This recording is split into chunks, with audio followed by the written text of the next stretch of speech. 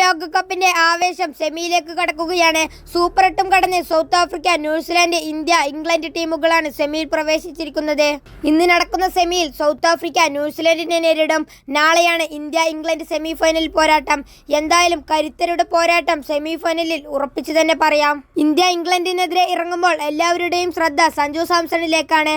ഇപ്പോഴിതാ സഞ്ജു സാംസൺ T20യിൽ മാത്രം ഒതുങ്ങേണ്ടവനല്ലെന്നും 3 ഫോർമാറ്റിലും വരുന്ന 10 വർഷം അവൻ ഇന്ത്യക്കായി കളിക്കുന്നത് കാണാനാണ് താൻ ആഗ്രഹിക്കുന്നതെന്നും തുറന്നു പറഞ്ഞിരിക്കുകയാണ് സഞ്ജു സാംസണിന്റെ പിതാവായ സാംസൺ വിശ്വനാഥ്. സഞ്ജു ടെസ്റ്റ് കളിക്കുന്നത് കാണുക എന്നതാണ് തന്റെ വലിയ സ്വപ്നമെന്നും അദ്ദേഹം പറയുന്നു. ഇത്രയും സന്തോഷത്തോടെ താൻ മറ്റൊരു മത്സരവും കണ്ടിട്ടില്ലെന്നും സഞ്ജു സാംസണിന്റെ ഏറ്റവും മികച്ച ഇന്നിംഗ്സാണ് വെസ്റ്റ് ഇൻഡീസിനെതിരെ കണ്ടതുമെന്നാണ് അദ്ദേഹം പറഞ്ഞത്. 11 വയസ്സ് മുതൽ അവൻ പ്രൊഫഷണൽ ക്രിക്കറ്റ് കളിക്കുന്നുണ്ട്.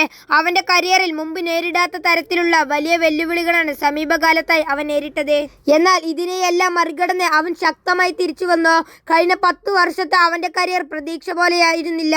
എന്നാൽ ഇനിയുള്ള 10 വർഷക്കാലം ഇന്ത്യയുടെ 3 ഫോർമാറ്റിലും അവൻ സജീവമായിരിക്കണം എന്നതാണ് ഞാൻ ആഗ്രഹിക്കുന്നത്. ഇന്ത്യയുടെ ടെസ്റ്റ് ടീമിനൊപ്പം അവൻ കളിക്കുന്നത് തന്റെ വലിയ സ്വപ്നമാണെന്നും സാംസൺ വിശ്വനാഥ് പറഞ്ഞു. സഞ്ജു സാംസൺ ഇപ്പോൾ ഇത്തരം അവസരം ലഭിക്കാൻ കാരണം ടീം മാനേജ്മെന്റ് ആയതുകൊണ്ടാണെന്നാണ് സാംസൺ വിശ്വനാഥ് പറയുന്നത്. സൂര്യകുമാർ യാദവും ഗൗതം ഗംഭീറും സഞ്ജുവിന്റെ പ്രതിഭയെ തിരിച്ചറിഞ്ഞ് പിന്തുണയ്ക്കുന്നുണ്ടെന്നും ഇവർ നൽകിയ പിന്തുണ സഞ്ജുവിന് വലിയ ആത്മവിശ്വാസം നൽകുന്നുണ്ടെന്നുമാണ് സഞ്ജുവിന്റെ പിതാവ് പറഞ്ഞത്. എന്തായാലും സഞ്ജുവിന്റെ ബാറ്റിംഗ് മികവിലാണ് ഇന്ത്യ വെസ്റ്റ് ഇൻഡീസിനെ മറികടന്ന് സെമിയിൽ പ്രവേശിച്ചത്.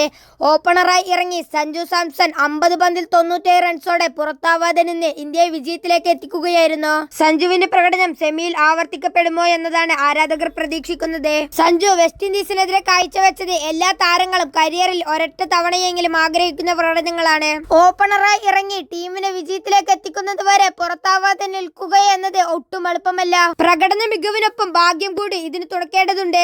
സെമിയിൽ കരുത്തരായ ഇംഗ്ലണ്ടാണ് എതിരാളികൾ. അവസാന ഇംഗ്ലണ്ട് T20 പരമ്പരയിൽ സഞ്ജു കളിച്ചപ്പോൾ നിരാശപ്പെടുത്തിയിരുന്നു.